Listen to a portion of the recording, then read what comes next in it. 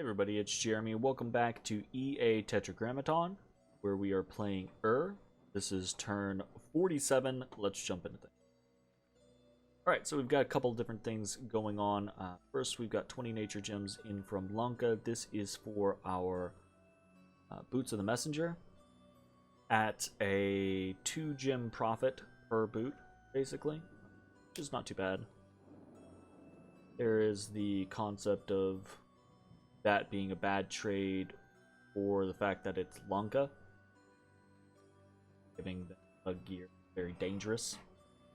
I want to get my ass kicked later by Lanka, but you know, my immediate thoughts right now are for Yomi and for Han. If we beat Yomi and we beat Pan, and then in the late game, Lanka wins because I gave them 4 Boots of the Messenger and worked with them. Well, oh well. Yes, I guess I'll take that loss. Fuck it. Other than that, we've got Alteration 7 completed. Very big deal for us. Fuck yeah, finally. Okay, and onwards to Enchantment 4. We've cast Herd of Buffaloes. We've cast Augury and actually found a Bronze Pillar. Province rules. That is a fire gem, and Underspring is kind of turning into a nice little spot for us. Water, air, fire, 2 water. It's kind of weird, but 4 gem province is not too terribly bad. We've summoned some Kusarakus. Cool. I would like to get into summoning these more frequently, but that's going to be tricky. Our Earth income has not panned out to be what we hope it would be. See how it goes. Got a dire portent as Hinnom has cast Earthblood Deepwell. So this is something that we kind of expected. When you're in the area of riches from beneath, you're normally going to put up Earthblood Deepwell. I find that most people will hold off if possible to hit Earthblood Deepwell first and then turn around and do Riches from Beneath. Even if you're only doing like a base Riches cast, which I would assume is what he's doing.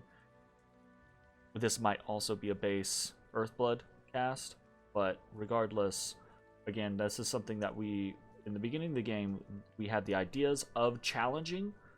And we might eventually challenge this. But we're nowhere near being able to challenge it right now because our Earth income is just kind of abysmal compared to what one might expect at this point. Okay, we have cast Call of the Wild, and we have a battle in Feral Woods. Let's see how it goes. Okay, so we've got our Wolfies and our Werewolf. Really, this is a matter of Werewolf. The Wolves are, I mean, they'll kill basic province defense. Which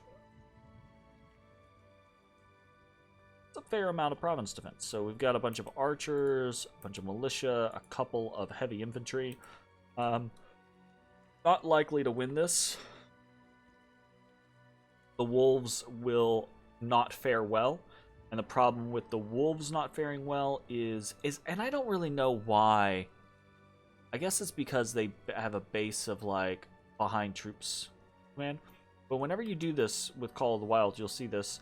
The wolves will appear back here, and a werewolf will appear in front, and then the werewolf will run behind the wolves, and then be very slow in getting to the actual combat. Because wolves are very fast, 26 combat speed. The werewolf is not super fast at 14. So yeah. Wolves come in. A little bit of damage initially, right? Bad, not too bad. And then they're just wolves. The werewolf makes 1 attack.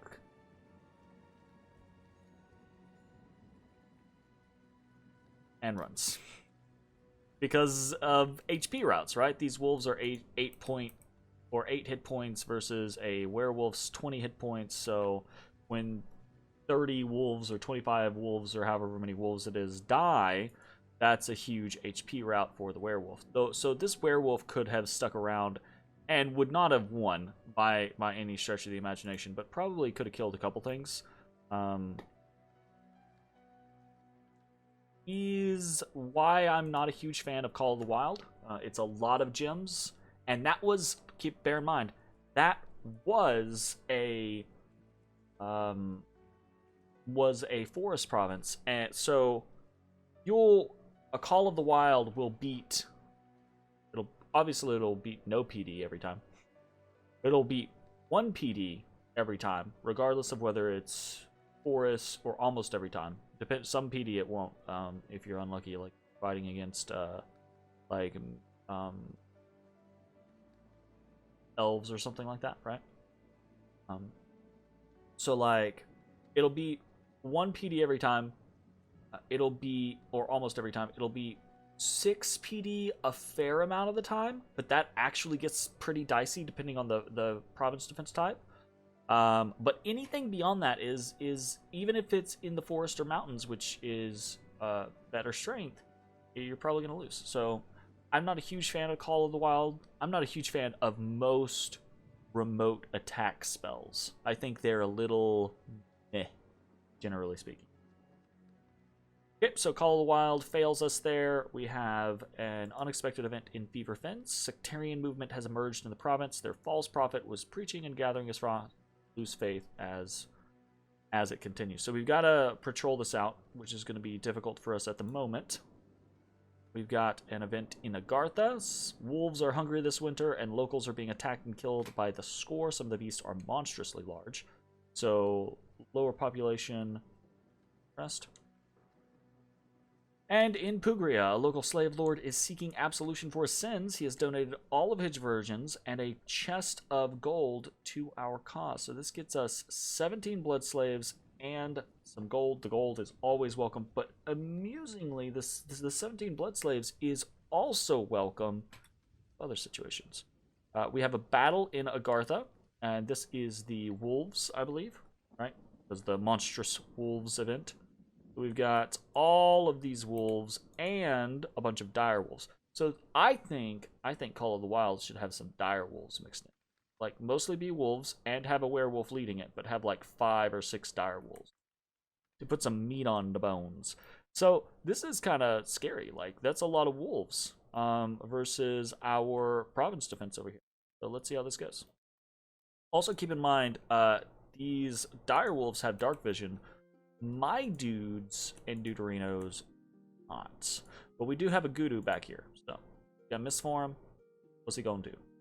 What's he gonna do? Lightning Bolt? Yeah, okay. So, we actually, like, form up line against the wolves. The wolves are going crazy. They're wrapping around. Oh my goodness. And these dire wolves are no joke. They're pretty hard hitting. Oh, I just zapped my own dude. Yeah. Oh, we've got the phantasmal warriors coming in. Oh, oh, yeah, okay. Oof. We retain Agartha. Very nice. Goodness gracious, that got a little sketch. If they had held morale, they might have actually pushed us off. Scary.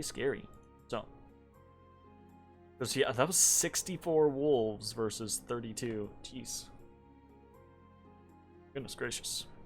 Good job, soldiers. Okay, and then so here's why we're actually potentially interested in these books. Gut, or however the fuck you say it, I honestly do not know, has been bought and will fought for our cause for this and 2 more months. And this guy he's a blood guy. So, we had a couple blood slaves prior to this, but now we've got a decent amount of blood slaves. So what we're doing is we're forging, immediately with him, we're forging a Segruin dowsing rod. We are probably, this guy's kind of dangerous. I'm not sure how this is going to work out, right? Because we can't take stuff off of him, you know? But I'm gonna try to probably next turn blood hunt with him and see, because my suspicion, I'm pretty sure this is how it's gonna happen. And if it does, that's fine. I'm not gonna get screwed over or fucked up about it. My suspicion is when we blood hunt with him, right? Normally, if you blood hunt and you're on a lab, the blood slaves will go directly into your bank, right? But I don't know that that's going to be the case with him. I have a sneaking suspicion that when he blood hunts, he's gonna store the blood slaves. So we're gonna see how that goes. Our goal with him is, and I'm willing to spend a little bit of money to keep him around, because our goal with him is to try to get to 50 blood slaves, basically, right? And the concept there is then to take someone, empower them, and then use them plus the Sanguine Dowsing Rod that he's making right now to break into blood and just see how that goes. This is this is kind of like an idle activity I do almost every single game I play. I try to, how can I break into blood? Because I don't, for whatever reason, I don't play a whole lot of Blood Nations. So I'm almost always like, hey, yo, let's see if we can dip our toesies into the blood. And yeah, so we'll see how this goes. If we do go into blood, there's some interesting scenarios that we can actually talk about here. We have really good access to water. So if we were to, like, for example, if we were to empower an Ishib, we could go for Frost Fiends, right? So that would be pretty cool. And later on, that would actually take us to something like Ice Devil. I don't know that anyone else in the game is really open for something like Ice Devils. I don't really know. Like, I know Henom could go for a lot of blood stuff, a lot of blood astral, a lot of blood earth. But I don't know that they can really swing blood or even blood nature. But I don't know that Henom can really swing blood water, you know, so that might be an interesting route that we take. I don't know. It's just a random thing. We'll see. It probably won't pan out into anything, but if it does, it does. Okay, so you're gonna see a lot of red lines moving about here. So Yomi didn't take a turn. I don't know what happened. They sat, so they are in a position. And you can see Lanka has popped in, and our goal here, right, is to try to do some damage to the temples. Try to get rid of some of the temples in Yomi's lands. That's what I was trying to do with Feral Woods, was just not really take and hold the province, but basically destroy that temple and get rid of some of Yomi's infrastructure and free spawn, basically. So that's part of the plan. I don't know. Yomi has taken their turn this turn. I don't know if they plan to stick around in my lands, or if they're going to now withdraw, pull back. I will say, I do not expect them to actually attack Perenna. I don't. I don't expect him to actually attack Perenna. But he's been whooping my ass every single fight. So maybe he will be like, oh, I've totally got the advantage, let's press it. Also, I don't think he's in the mindset of, like, actually winning this. I think he's in the mindset of, like, let's see if I can just screw over and I say that. I think the player is trying, like, actually trying to come out with a victory, because they were trying to negotiate me out of the fight. And none of this, none of the stuff that I'm saying is a negative connotation. I think Yomi's doing a great job. So what I'm doing here is I'm just taking a random chance, right? If Yomi does decide to move into Perenna and attack me, he's going to meet what I hope is going to be overwhelming opposition. And if he doesn't, then this is a waste of, like, 250 research or so, you know? Which will be annoying, a little frustrating, but is kind of whatever it is. You have to make these types of choices every once in a while. If he moves into Perenna, and on this turn, I think we'll obliterate the force from Eal, because I don't think he can move from Delca and Eal into Perenna. My assumption is he's probably either going to pull back and fight a defensive war against both Lanka and I, or he's going to merge his forces into Neotha, or he could just merge his forces into Eal. I don't know. He might hit the womb with his forces in Eal, or Mag, or something like that, and bring his other forces from Delca in as well. So, we've got plenty of options. I think it unlikely that he actually hits us in Perenna. But if he does, what is he up against? Okay, well, what he is up against is about 100, because we've got 100 infantry here, some Mushushus. We've got 10-ish infantry here. We've got another 30 or so here, right? So we're closing on 150 or so infantry, actual fighting units. And then we've got a shit ton of mages, like a pretty metric shit ton of mages. We've got a bunch of lightning bolt spam, mirror image and lightning bolt spam. You might notice that is not a mist form lightning bolt spam. That is mirror image lightning bolt spam. We're gonna have a strength of Gaia Howl go up. We've got a bunch of strength of giants coming out. We've got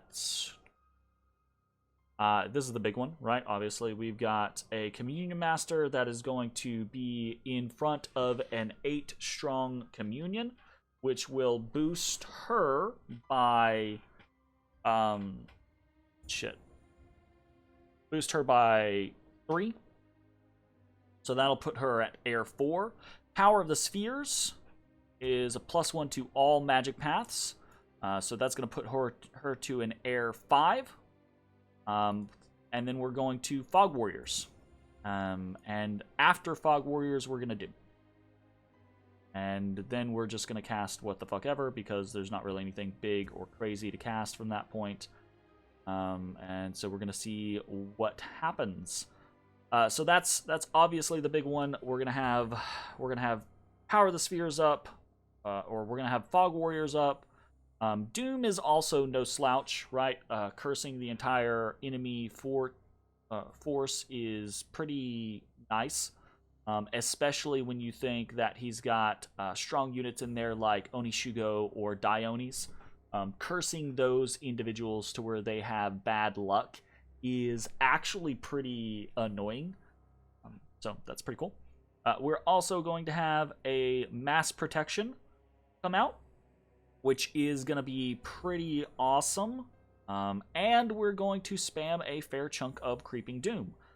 So Creeping Doom is going to spawn us a lot of insects, poisonous insects that are going to be good chaff, and potentially, depending on who they are going up against, actually dangerous, because the poison will chew through something like a Ko-Oni, right? So if an ant or a couple things run up to a stack of Ko-Onis, they're going to die, obviously, right? But if they get attacks off, the poison will just burn through a Ko-Oni.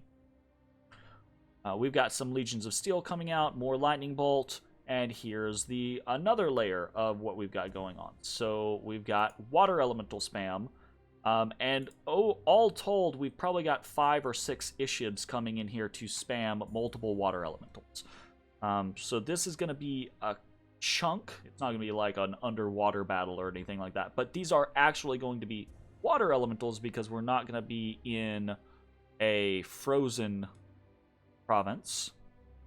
So Water Elementals should do a pretty good job of disrupting his lines and actually doing a fair chunk of damage.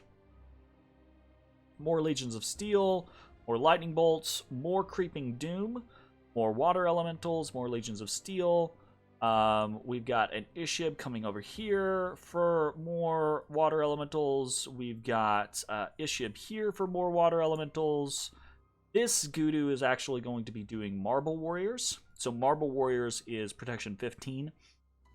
And so this can be a little bit dangerous, right? Because When you do mass protection, you incur fire susceptibility, and Marble Warriors incurs cold susceptibility, and he does do both fire and cold damage. So this is potentially dangerous. We're actually potentially like harming ourselves with some of the buffs that we're layering here.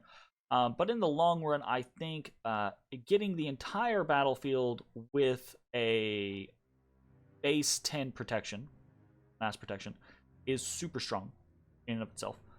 And then getting kind of my core with a natural protection 15 is going to be pretty awesome. So if you take a look at our, just like our base spear guards, right? They have 9 protection, but they have natural protection 2. So they are not incredibly well armored, but if you take Marble Warriors, which puts them at 15, and you take something like Legions of Steel, all of a sudden these, just the Spear Guard, that's not to say like the Guard or the Inky's Chosen, right? Just the Spear Guard, which are at 9, they can boost up to almost 20, basically. And like these Inky's Chosen, easily over 20. Guard, about 20 or so as well. Right, so it does really boost their survivability, and that's a pretty cool option. I think that's mostly it for the actual battle itself, right? So the big things again that we have coming out are a bunch. We have mass protection, we have fog warriors, we have doom, we have marble warriors, we have a fair chunk of creeping doom spam, and we have a fair chunk of water elemental spam, plus all of our other stuff, right? We're going to be in an environment that is conducive to us not being, not being additional exhaustion, being able to freely cast, etc. You can see we're actually putting up our Boots of the Messenger here on our Crystal Sorceresses. I do think that I'm continuing to make more and more Boots of the Messenger. I think spending our gems on a lot of Boots of the Messenger is a decent idea. Reinvigoration is pretty awesome, and having the ability to continuously cast, having the ability to put Boots of the Messenger on our people for 3 nature gems when we're getting 20 nature gems per turn is pretty incredible. So I'm pretty excited about that. We're going to be casting more Herd of the Buffalo. Here's an example of our Buffalo. Buffalo. These are some chunky boys, and they're actually interesting in the late game. You can actually do a couple of different things with them. They are tramplers, they are berserking. You can do something like have a contingent on this. They have a crazy amount of HP, right? You can do something like put them on the side of an army and put them on like attack rear or something like that. And then when your global buffs go down, right? Like if you hit them with Army of Lead or Army of Gold or something like that, all of a sudden they're incredibly monstrous. Protection, right? I say incredibly monstrous. They're really strong, right? You hit them with something like mass regeneration, and holy shit, they actually regenerate a whole bunch. You can hit them with stuff like Army of Giants, and then all of a sudden they're size 5 tramplers, which is actually pretty intimidating. They can break through a lot of different people. With the health boost at that point, they suddenly get way harder to kill with regeneration up. So these guys can actually be really interesting. We don't want to spend hundreds of gems on them necessarily, but getting 5 per is not bad, and getting a contingent of about 20 or 30 or so to be able to run into some fights is pretty worthwhile. I think, as far as I'm concerned, right? So the other scenario being they actually have really high morale. Of course, being they are animals, they have horrible magic resistance, etc. But yeah. Anyways, what else are we doing? I don't really think we're doing too terribly much else. The rest of the stuff is pretty normal. I don't think we're going to fight here in Corinna next turn, but I think if we do, we are going to absolutely trash him. I think more likely he pulls back or he attacks Neotha. That's kind of my assumption is combine these two forces in Neotha and then come at me in Agartha. And if that is going to be the case, we're going to have to do some stuff. We're going to have to come up with some options. Because that's not going to be great for us. Fighting in Agartha is not going to be a super awesome situation. But we will figure it out. And I think again, as we kind of like get further and further up, especially now that we've got the right randoms and the right build, we're going to get Enchantment 4 next turn, which will give us Poison Ward, which we can spam out very, very easily across an entire army. And then the turn after that, not the turn, but the probably 2 turns after that, we'll have Foul Vapors. And Foul Vapors, from what I've seen of the composition of his armies, it'll destroy these mass Ko-Oni armies. So I think we're standing in a pretty good position. I think we're about ready to finish dealing with Yomi, or at least breaking their power block and then moving on to actually do something about them, which is good because we kind of need to move forward on other targets. Han, Memoria, basically trying to establish our scenarios in what's it going to take us to win? Which we might not be able to do with the hand that we have been dealt. So we'll see. Anyways, that's going to be it for the turn. I will see you all next time. Bye, everybody.